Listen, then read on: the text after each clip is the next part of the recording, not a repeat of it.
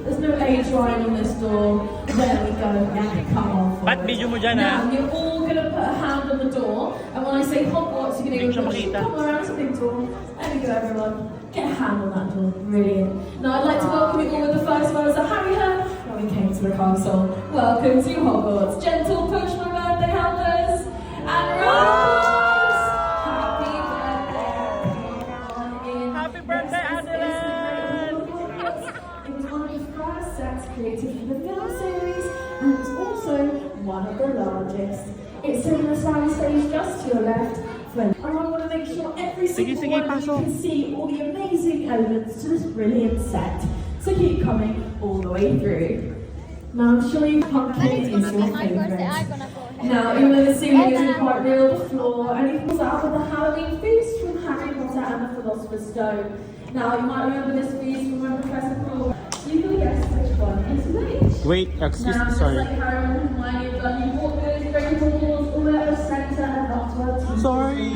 But as you can see, we have placed some of the costumes in our Hogwarts house first. Now, right next to me here, we have a pearl barrel, auxiliary.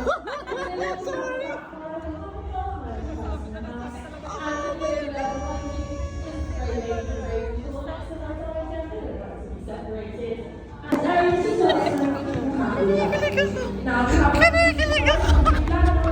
have post-production. So one of the most iconic scenes is beautiful plays where you can explore the most magical Lakad. culture as well. Enjoy and have a great day.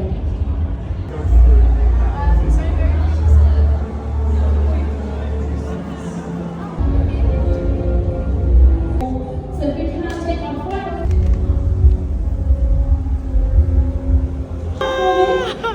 Finally, I'm here! Oh my God! up and down the country. The filmmakers decided that by using real stone, it survives some of the biggest scenes, such as on a Halloween night when there is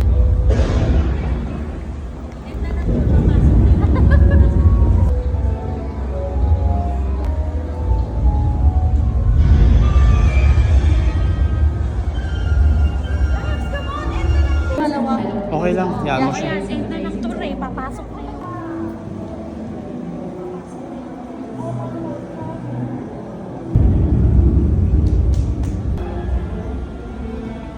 In this episode, ito yung ating part 2 series ng ating Harry Potter experience dito sa Warner Brothers Studio, London.